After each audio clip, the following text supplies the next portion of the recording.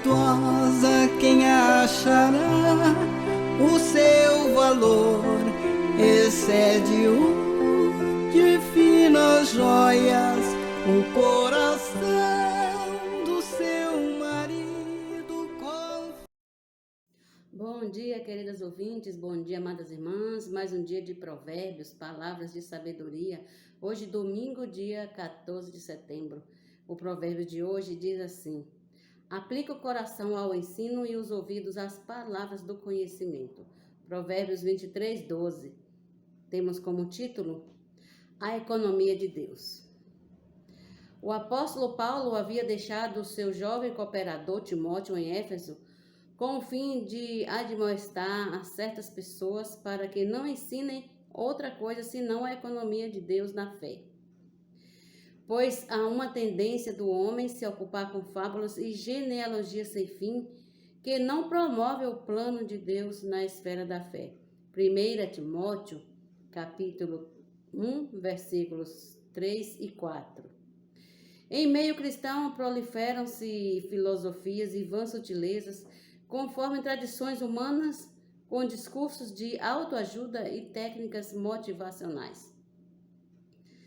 O ensino que realmente salva o homem é a palavra da fé, a fé em Cristo.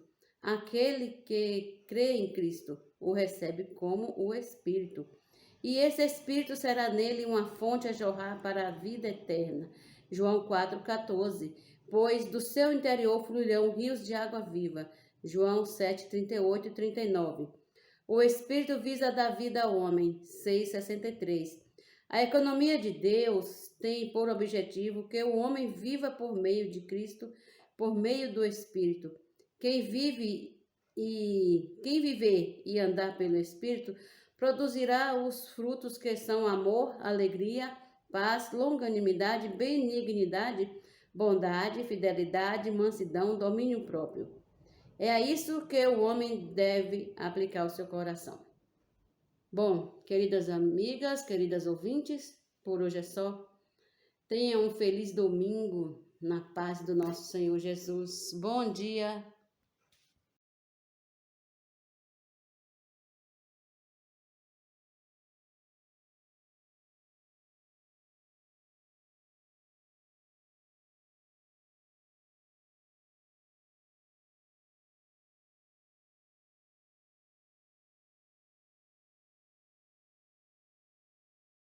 Amém, amadas irmãs.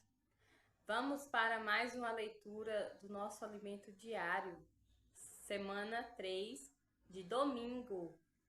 A nossa leitura bíblica se encontra em Atos 2, 7 ao 10, Atos 26, 11 e 1 Pedro 1, 1. Ler com oração. Pedro, apóstolo de Jesus Cristo, aos eleitos que são forasteiros da dispersão no Ponto, Galácia, Capadócia, Ásia e Bitínia. 1 Pedro 1, 1. Título de hoje: o novo papel de Pedro, apacentar os irmãos dispersos. Depois do capítulo 15 de Atos, não sabemos para onde Pedro foi, porque o livro de Atos não registra mais seu paradeiro. A reunião mencionada neste capítulo, ocorrida no ano 50 d.C., foi a última vez em que sua presença foi notada. No entanto, quando ele escreveu sua primeira epístola, provavelmente no ano 64 d.C., 14 anos após aquela reunião, temos um indício de onde ele foi parar. Não se sabe ao certo de onde ele escreveu essa carta, mas no versículo 13 do 5º capítulo é dito que ele estava em Babilônia. Alguns interpretam Babilônia como representando Roma. De qualquer forma, seja Babilônia ou Roma, Pedro não estava em Jerusalém. Por que Pedro não estava em Jerusalém? Porque ele não tinha mais espaço ali. Ninguém mais dava ouvidos à palavra profética, nem se importava com seu ministério. Por isso, ele foi para outro lugar. Pedro escreve sua primeira epístola aos eleitos, forasteiros da dispersão. 1 Pedro 1:1. Esses eleitos são os judeus crentes que foram dispersos, conforme explicitado no capítulo 8 de Atos. Por que nos referimos a judeus crentes? Porque a palavra dispersão é familiar aos judeus, pois eles foram dispersos quando ocorreu a grande perseguição da igreja em Jerusalém. Todos foram para a Judeia e Samaria, exceto os apóstolos. Judeia é a província onde estava Jerusalém, e Samaria ficava logo ao norte. A primeira epístola de Pedro relata que eles chegaram até o Ponto, Galácia, Capadócia, Ásia e Bitínia, região conhecida por Ásia Menor. Não é estranho que Pedro não tenha escrito aos judeus crentes que estavam em Jerusalém? Por que ele não escreveu a esses? Porque a igreja em Jerusalém seguia outra liderança, a de Tiago. Eles não apreciavam mais o ministério de Pedro e haviam voltado à prática da circuncisão, à observância da lei. Por outro lado, Pedro tampouco escreveu alguma igreja em particular, como se estivesse aberto uma obra em determinada cidade e depois se mudado para ali. Ele escreveu aos crentes que estavam na dispersão. Isso mostra que ele escreveu aos judeus crentes que estiveram sob o seu ministério na primeira fase da igreja em Jerusalém.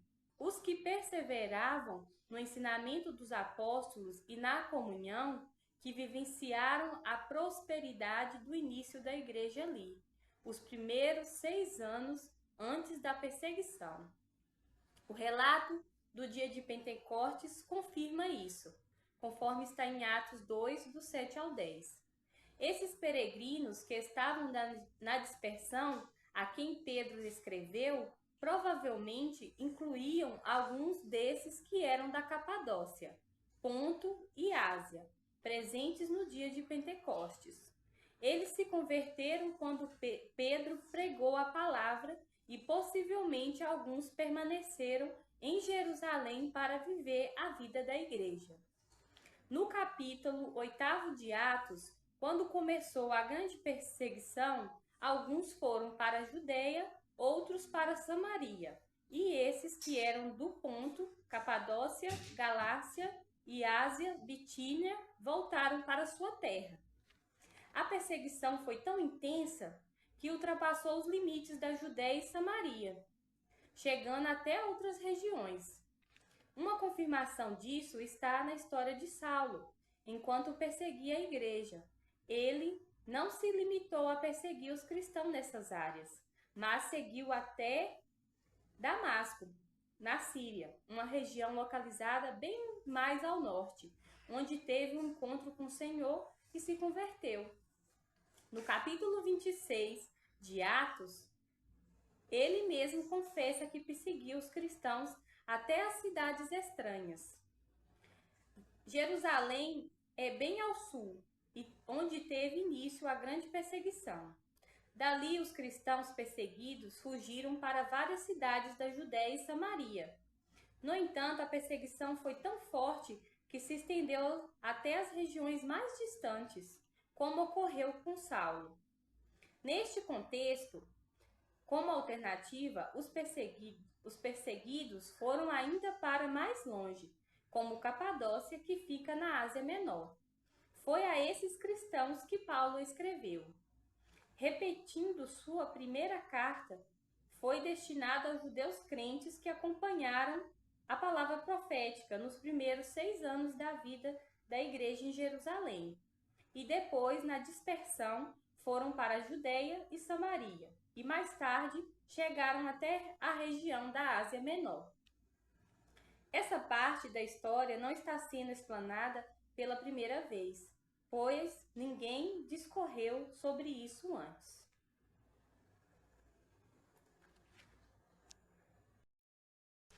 Neste contexto, como alternativa, os perseguidos foram ainda para mais longe, como Capadócia, que fica na Ásia Menor. Foi a esses cristãos que Pedro escreveu. Repetindo, sua primeira carta foi destinada aos judeus crentes, que acompanharam a palavra profética nos primeiros 6 anos da vida da igreja em Jerusalém, e depois na dispersão. Foram para a Judéia e Samaria, e mais tarde chegaram até a região da Ásia Menor. Essa parte da história nos está sendo explanada pela primeira vez, pois ninguém discorreu sobre isso antes. A segunda epístola de Pedro provavelmente foi escrita bem próximo do seu martírio, ocorrido no ano 67 d.C., devido à perseguição do imperador Nero. Logo depois houve também o martírio de Paulo, por causa da mesma perseguição, um pouco antes da destruição de Jerusalém no ano 70 d.C. Por causa da ausência da palavra profética, de um canal usado pelo Senhor, a igreja em Jerusalém não mais cumpria a vontade de Deus, mas voltou à prática da lei. Ó Senhor Jesus! Não foi para isso que Cristo morreu, irmãos. Não foi para isso. A igreja foi levantada por Cristo para fazer a vontade de Deus, que é trazer o encabeçamento de Cristo sobre todas as coisas, mediante o poder do Espírito, proveniente da palavra dos apóstolos. No entanto, a palavra de Pedro foi calada e a igreja caiu na mornidão, na caducidade da letra. Graças ao Senhor! Pedro continuou a apacentar aqueles que persistiam em seguir a palavra profética, que viviam na região da Ásia Menor. Por meio das epístolas de Pedro, ganhamos muita revelação sobre essa segunda fase da igreja em Jerusalém, vista no livro de Atos. Pegue uma caneta, anote a sua luz, sua direção, sua demonstração, ore e faça um grito de guerra. O importante é nós extrairmos a vida do Senhor que há nessa palavra. Eu ganhei nessa parte que fala que não foi para isso que Cristo morreu, né? Para nós voltarmos para a prática da lei. Mas o Senhor, Ele quer encabeçar todas as coisas por meio do Espírito e por meio dos apóstolos, né? Que estão levando essa palavra para nós. Que nós possamos ser fiéis a essa revelação que o Senhor tem nos dado e vamos seguir a palavra de perto. Amanhã nós voltaremos com mais uma leitura do nosso alimento diário, assim se o Senhor nos permitir. Tchau!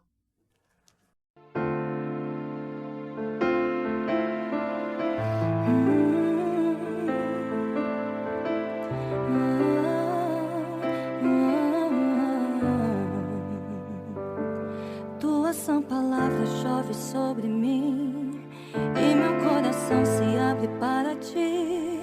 Bom dia, amadas irmãs, Jesus é o nosso Senhor. Estamos aqui no domingo para lermos a Bíblia, né? Estamos lendo Isaías. Ontem nós vimos as profecias que Isaías proferiu contra a Babilônia, os assírios e os filisteus. E hoje nós vamos ver as profecias contra Moabe, Damasco e Efraim e contra a Etiópia. Vamos lá? Convido você a abrir a Bíblia em Isaías, capítulo 15. Vamos ler a partir do versículo 1. Vamos lá.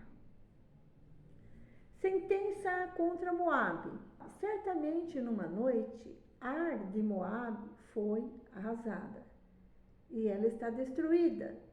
Certamente numa noite, Kir de Moabe foi arrasada e ela está destruída. Aqui nós vemos duas cidades, Ar e Kir, né, que pertencem à região de Moabe. Então, ambas foram destruídas. Versículo 2: Sobe-se ao templo e há de bom aos lugares altos para chorar. Por Nebo e por Medeba, Moabe lamenta, todas as cabeças são rapadas e toda a barba é cortada.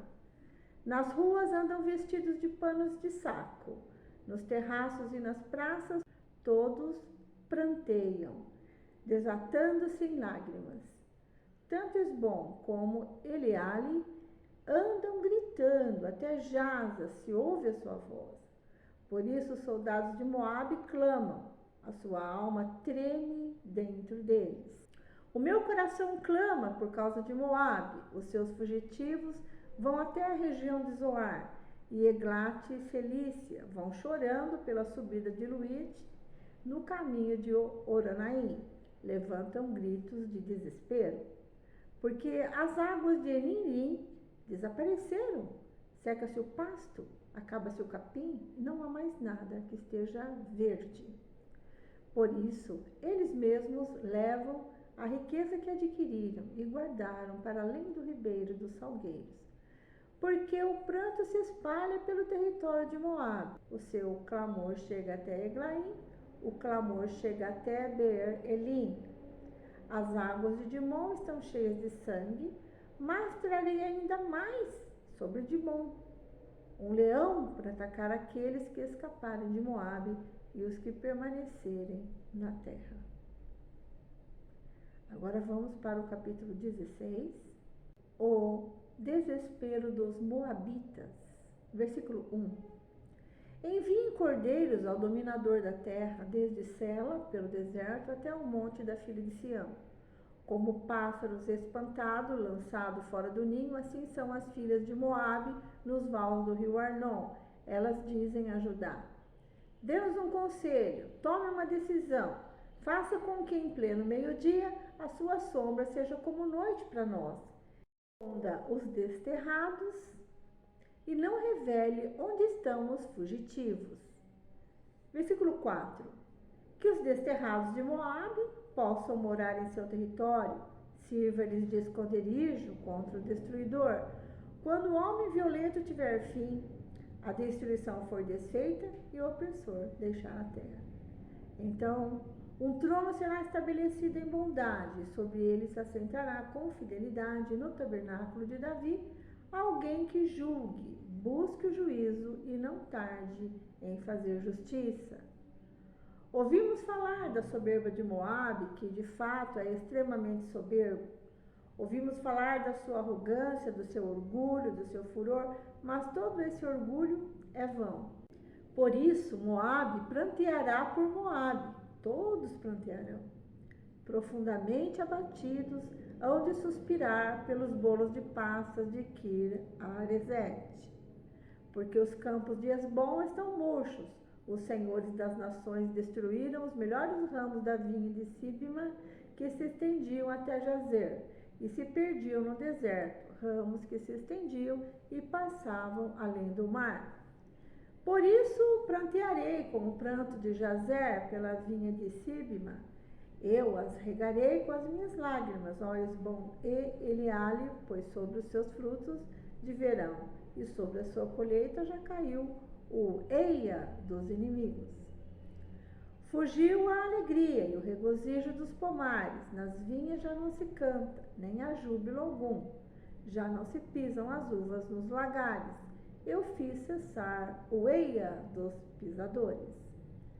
Por isso meu íntimo vibra por Moabe como se fosse harpa, e o meu coração estremece por Kir-Eres. Quando Moabe se apresentar e se cansar nos lugares altos, quando entrar no seu santuário para orar, nada alcançará. Esta é a palavra que o Senhor há muito pronunciou contra Moabe.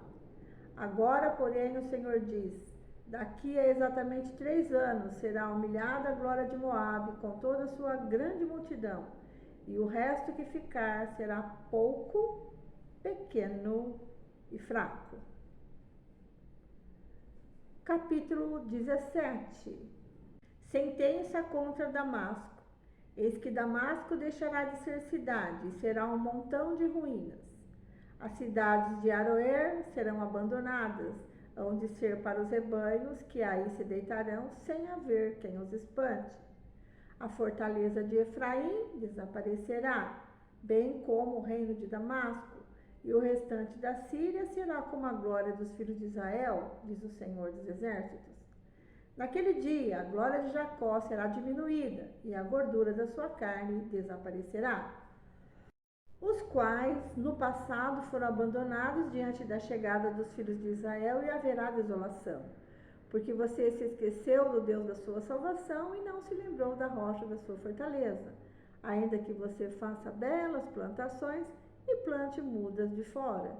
E no dia em que você as plantar, as fizer crescer, e na manhã seguinte as fizer florescer, ainda assim a colheita voará no dia da tribulação e das dores incuráveis. Ai do bramido dos grandes povos que bramam como bramam os mares, e do rugido das nações que rugem como rugem as águas impetuosas. As nações rugem como as muitas águas, mas Deus as repreenderá, e fugirão para longe, serão afugentadas como a palha dos montes diante do vento, e como o pó levado pelo tufão. Ao anoitecer, eis que há pavor, e antes que amanheça o dia, já não existem. Este é o destino daqueles que nos despojam, e a sorte daqueles que nos saqueiam. Isaías capítulo 18. Profecia contra a Etiópia. Ai da terra, onde há o roçar de muitas asas de insetos, que está além dos rios da Etiópia. Que envia embaixadores por mar em navios de papiro sobre as águas. Vão mensageiros velozes a uma nação de homens altos e de pele lustrosa, a um povo que é temido pelos de perto e de longe, a uma nação poderosa e esmagadora, cuja terra é dividida por rios. Todos vocês, habitantes do mundo, os moradores da terra, olhem bem quando a bandeira for levantada nos montes, quando a trombeta soar, escutem. Porque o Senhor me disse, olhando da minha morada, estarei calmo como o ardor do sol, resplandecente como a nuvem do orvalho e no tempo quente da colheita. Porque antes da vindima caída já há flor, e quando as uvas amadurecem, então podará os brotos com o foice e cortará os ramos que se estendem. Todos serão deixados para as aves dos montes e para os animais selvagens. Sobre eles as aves de rapina passarão o verão, e todos os animais selvagens passarão o inverno sobre eles. Naquele tempo será levado um presente ao Senhor dos Exércitos por um povo de homens altos e de pele lustrosa, povo que é temido pelos de perto e de longe, por uma nação poderosa e esmagadora, cuja terra é dividida por rios. Este presente será levado ao lugar do nome do Senhor dos Exércitos, ao monte Sião. Amém. Terminamos aqui a nossa leitura.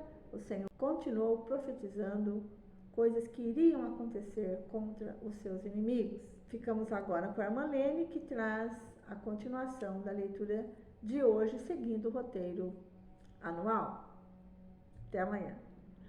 Bom dia, irmã. Continuando com a leitura bíblica, hoje vamos ler os Salmos, capítulo 58, Provérbios, capítulo 23, versículo 12, e a carta de Paulo aos Gálatas, capítulo 3, versículos de 1 ao 14. Iniciando com Salmos que diz assim: A sorte dos ímpios. Falais verdadeiramente justiça, ó juízes? Julgais com retidão os filhos dos homens? Longe disso, antes no íntimo engendrais iniquidades e distribuís na terra a violência de vossas mãos. Desviam-se os ímpios desde a sua concepção, nascem e já se desencaminham, proferindo mentiras. Têm peçonha semelhante à peçonha da serpente, são como uma víbora surda que tapa os ouvidos para não ouvir a voz dos encantadores, do mais fascinante em encantamentos.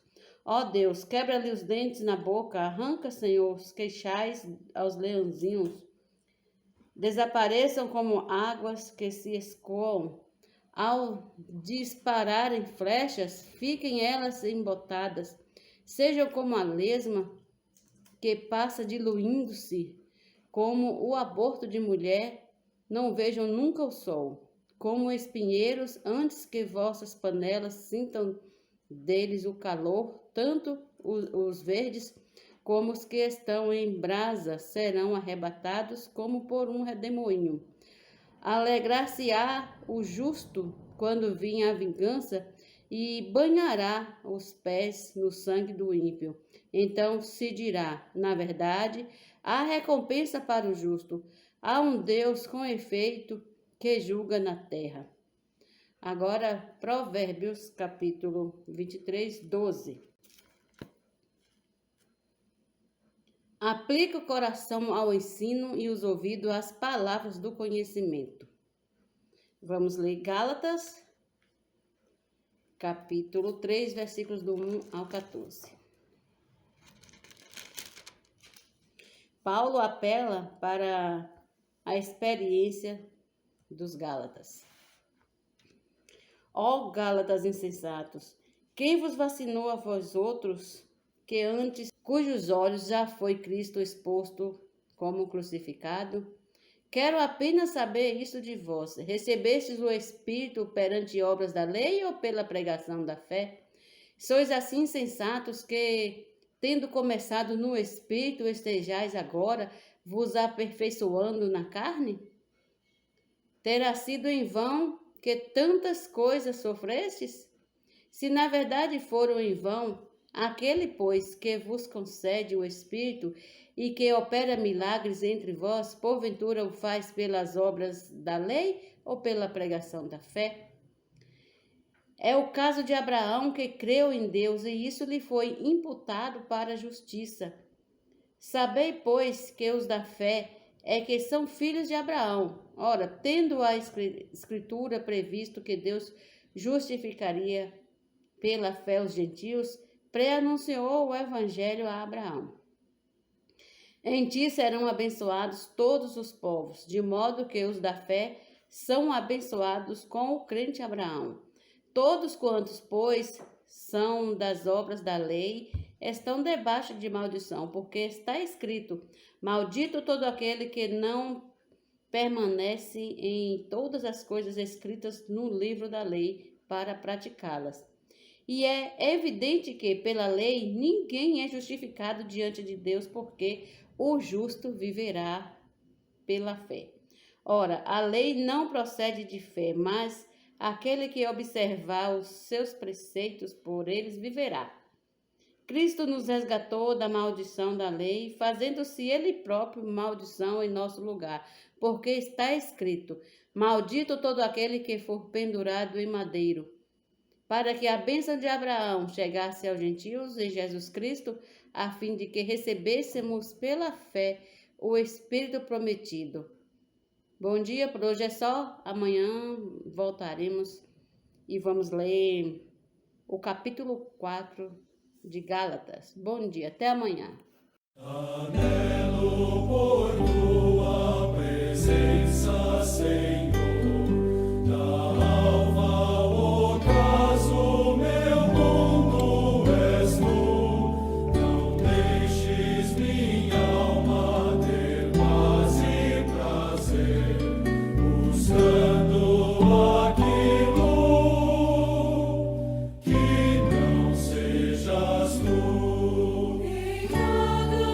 Momento de dor e sofrer.